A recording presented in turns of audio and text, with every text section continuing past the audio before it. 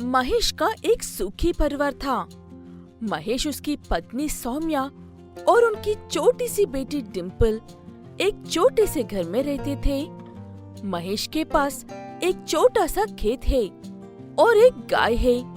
महेश खेती करके और दूध का व्यापार करके अपने परिवार का अच्छे से ख्याल रखता है। सौम्या, ये क्या कर रही हो? जल्दी से मुझे पानी का बोतल दे दो। खेत में जाने के लिए देरी हो रही है। 1 मिनट रुकिए जी, आपका खेत कहीं नहीं जा रहा है। धूप बहुत ज्यादा है, इसलिए बोतल पर कपड़ा गीला कर बांध रही हूँ। इससे पानी ठंडा रहेगा। ऐसे दोनों पति पत्नी एक दूसरे का बहुत अच्छे से ख्याल रखते थे। लेकिन एक दिन बाजार से सामान खरीद कर लेकर आने के लिए गई हुई सौम्या को एक गाड़ी वाला एक्सीडेंट कर देता है। उस हादसे में डिम्पल को तो कुछ नहीं होता है, लेकिन सौम्या की मौत हो जाती है।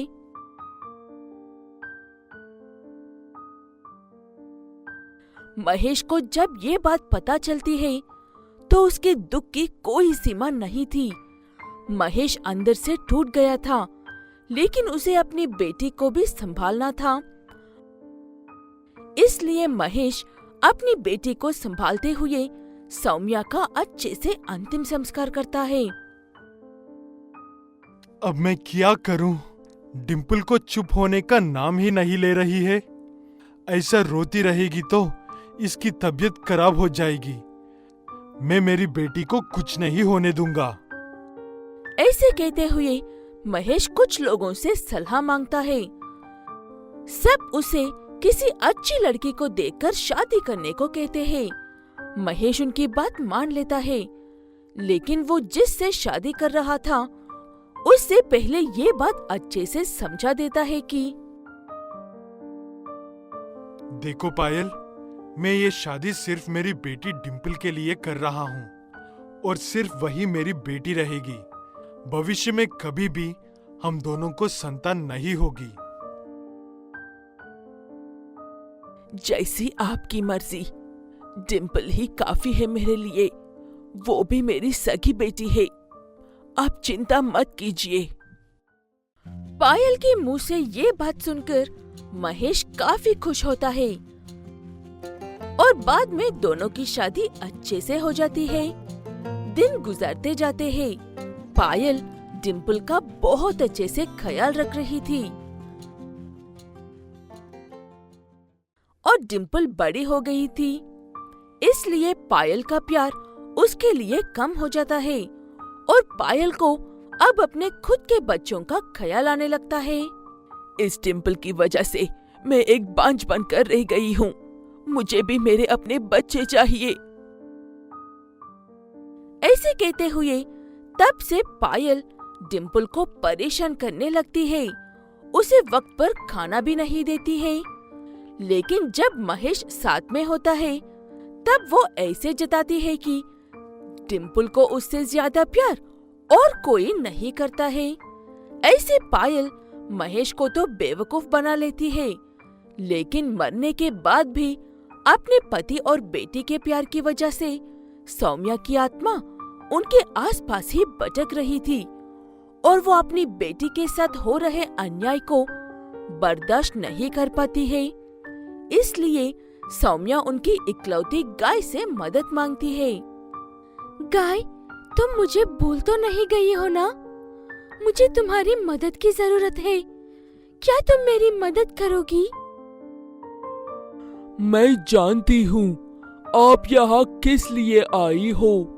नई मालकिन बिल्कुल भी अच्छी नहीं है। मैं आपकी पूरी मदद करूँगी। सौम्या खुश होती है और उस गाय के अंदर प्रवेश करती है।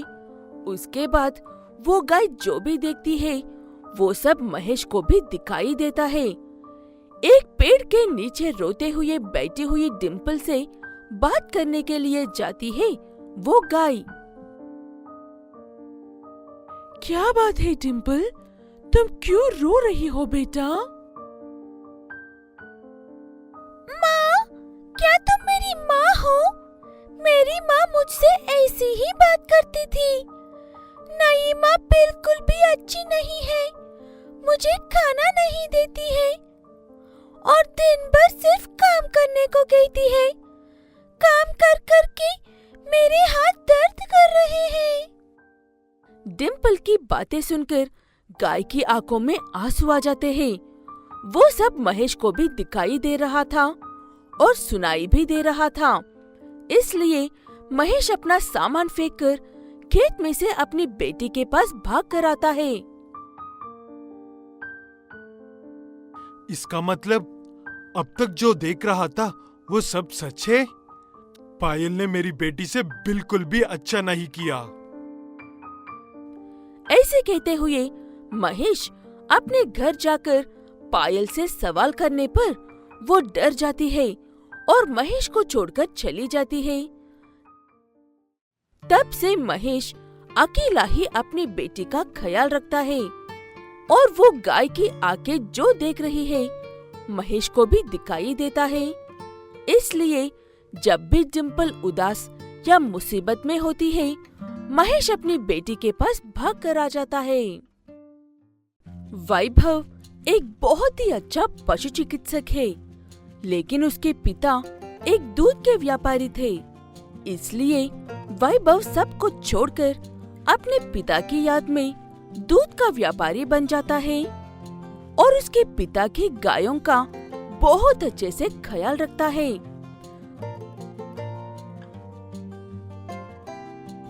खाओ खाओ, जितना मर्जी उतना खाओ।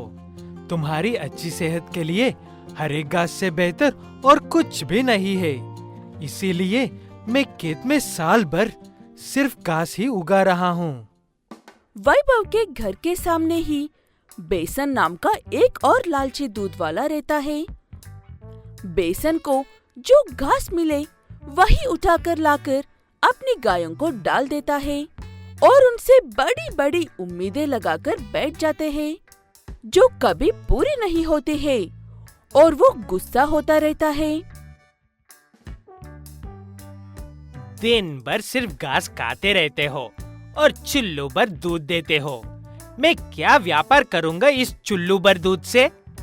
लगता है तुम्हारा सर्विस ही खत्म हो गई है। कल सुबह ही तुम्हें बाजार में बेचकर एक्सचेंज में नई गाय लेकर आऊंगा। ऐसे अगले दिन सुबह बेसन अपनी गायों को बेचकर नई गायों को खरीदने के लिए बाजार में जाता है। वहीं पर से गुजर रहा वैभव अपने पड़ोसी बेसन को देखकर उसके पास आकर उससे बात करता है। क्या बात है बेसन, तुम अपनी सारी गायों को लेकर यहाँ पर क्या कर रहे हो? कहीं इन्हें बेचने का इरादा तो नहीं है ना तुम्हारा? मजाक में ही सही है। तुम बात बिल्कुल सही कहा है वैभव। मैं इससे तंग हो गया हूँ। दिन भर सिर्फ घास खाती रहती है, लेकिन दूध बिल्कुल भी नहीं देती है। वैभव बेसन के घर के सामने ही रहता है, इसलिए उसे बेसन के बर्ताव के बारे में सब कुछ पता है। बेसन को उसकी गलती का एहसास दिलाने के लिए वैभव बेसन से उसकी सारी गायें खरीद लेता है। जितनी समझदार लगते हो उतनी समझदार नहीं हो वैभव तुम। ऐसे कहते हुए गायों को देकर पैसे लेकर वहाँ से चला जाता है बेसन। वैभव भी उन गायों को अपने साथ लेकर जाकर बहुत अच्छे से ख्याल रखता है। वैभव अपने डॉक्टर दिमाग को इस्तेमाल करके ऐसे स्वस्थ कर देता है कि उन्हें दूध देने के लिए एक स्थान बस नहीं होते हैं। इसलिए वैभव उन्हें एक और आर्टिफिशियल स्थान लगाता है। एक एक गाय 10 गायों के बराबर दूध देने लगी थी। वो देखकर लालची बेसन का मन बदल जाता है। वैभव, मेरा मन बदल गया है। मुझे मेरी गाय वापस कर दो और तुम अपने पैसे वापस ले लो। वैसे तो तुम मुझे ना समझ कह रहे थे, लेकिन आज तुम ही बच्चों जैसे बातें कर रहे हो। एक बार मैं उन गायों को खरीद लिया है, इसका मतलब अब वो तुम्हारी नहीं है। अगर तुम्हें अपनी गाय वापस चाहिए तो एक एक गाय के 1-1 लाख देकर ले जाओ। जिस हिसाब से वो गाय दूध दे रही है, ऐसे तो मेरे पैसे 1-2 महीने में ही वापस आ जाएंगे। ठीक है, पैसे लो और गाय वापस कर दो। ऐसे बेसन हर गाय को 1-1 लाख देकर खरीदकर अपने घर लेकर जाता है। वो गायें 2-3 दिन तक अच्छे से दूध देते हैं। उसके बाद धीरे धीरे दूध देना कम कर देते हैं और 1 हफ्ते बाद पहले जैसे थी वैसे ही हो जाते हैं। बेसन के पास अब बिल्कुल भी पैसे नहीं थे और गायें भी दूध नहीं दे रही थी। इसलिए बेसन उन्हें फिर से बाजार में बेचने के लिए लेकर जा रहा था। तभी उसे वैभव रोक लेता है। फिर से कहाँ चल दिया बेसन भाई? अब तो तुम्हारी गाय अच्छे दूध देती है ना? पता नहीं तुम मेरा मजाक उड़ा रहे हो या सच में इस बात से अनजान हो। ये गाय पहले जैसे ही हो गई है और चुल्लू भर दूध देने लगी है। मैं तो बर्बाद हो गया। ये 1 लाख में खरीदी थी हर एक गाय।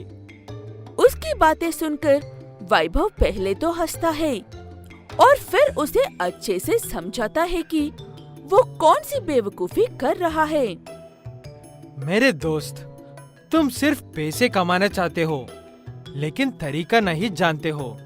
इसीलिए सड़क पर जो घास मिल जाए वही उठाकर लेकर आते हो।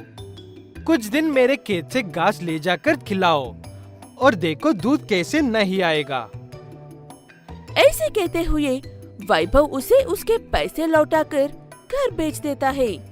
कुछ दिन अच्छा घास खिलाने पर गायें भी अच्छे से दूध देने लगती है और बेसन अपनी मूर्खता को छोड़कर अच्छे से व्यापार करने लगता है।